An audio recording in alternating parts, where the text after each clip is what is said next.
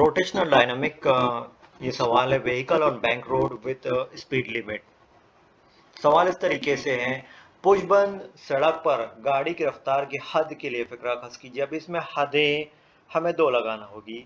एक तो यहाँ पर मिनिमम स्पीड हासिल होगी और दूसरी यहाँ मैक्सिमम स्पीड हमें हासिल करना होगी। तो पहले हम मिनिमम स्पीड के लिए देखते हैं। अब यहाँ पर हमें डायग्राम दिखाई गई है।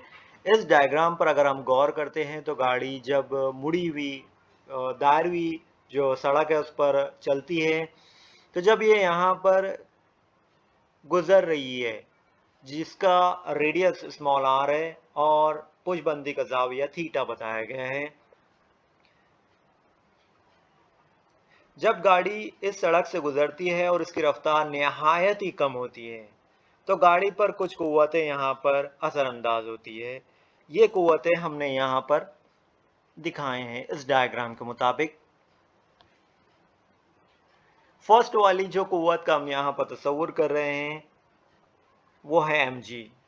mg वर्टिकली डाउनवर्ड हमने बताया है क्योंकि ये ग्रेविटेशनल फोर्स हम यहाँ पर बता रहे हैं और ये जाहिर बात है किसी भी गाड़ी या किसी भी शख्स पर ज़मीन तजाज़ुबी जो कुव्वत है उस पर असरअंदाज होती है और वो अपनी तरफ उसे खींचती है। तो फर्स्ट वाली ग्रेविटेशनल फोर्स। सेकेंड, गाड़ी पर अमल करने वाला रिएक्शन रद्द अमल n, लेकिन n को हमने मज़ीद दो पार्ट्स में डिवाइड किया है। फर्स्ट हमने यहाँ पर n साइन थीटा लिया है और दूसरा n कॉस थीटा लिया है। आइए से हम डायग्राम के मुताबिक देखते हैं।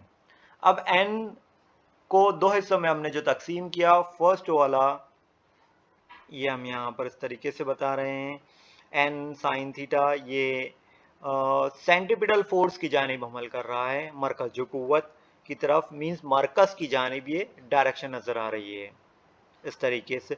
और दूसरा n cos थीटा ये वर्टिकली अपवर्ड दिखाई दे रहा है, बिल्कुल अपोजिट mg के, मींस mg ग्रेविटेशनल है वो नीचे की जानिब है और n cos थीटा ऊपर की जानिब है।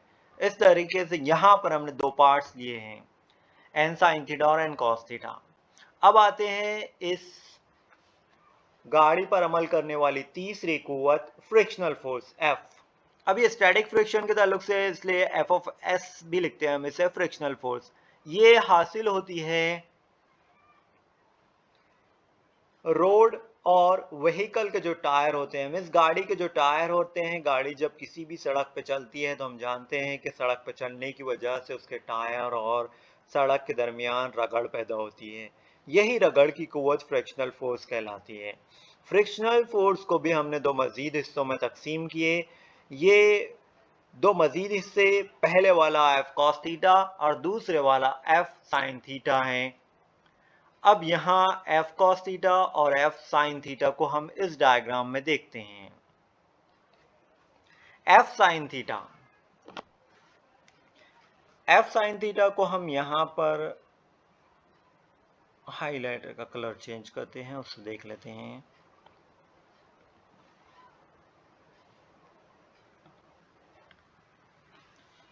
ये है F sin थीटा।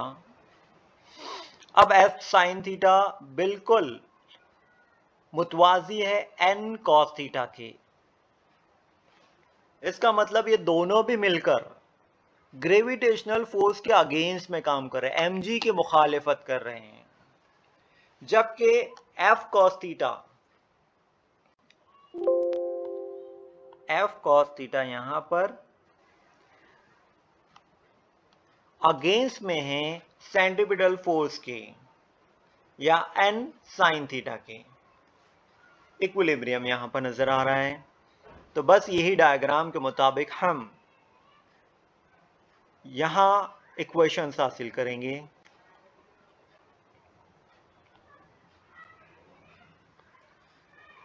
तो फर्स्ट वाली इक्वेशन हमने हासिल किया mg is equal to F sin theta plus n cos theta, क्योंकि F sin थीटा और n cos थीटा एक ही डायरेक्शन में है इसलिए दोनों भी एक साथ लिए हैं और उसकी इक्वल लिए हमने mg उसकी मुखालिफत कर रही है, नीचे की जानिब है। ये हो गई इक्वेशन नंबर 1।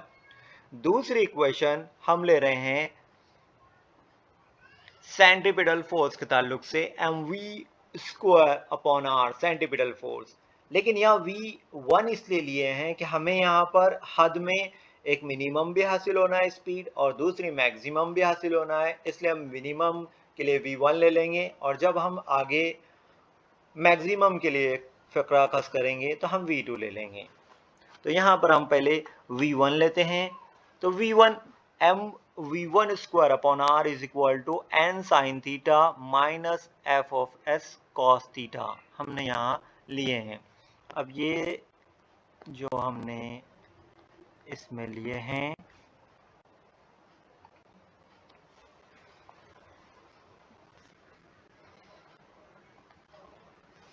वो इसके मुताबिक है। हमने ऐसा बताया है कि M V square upon R plus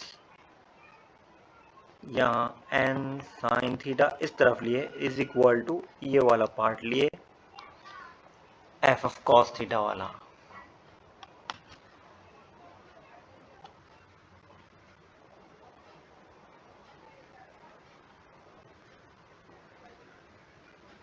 तो इस तरह हमें दो इक्वेशंस हासिल हो गई।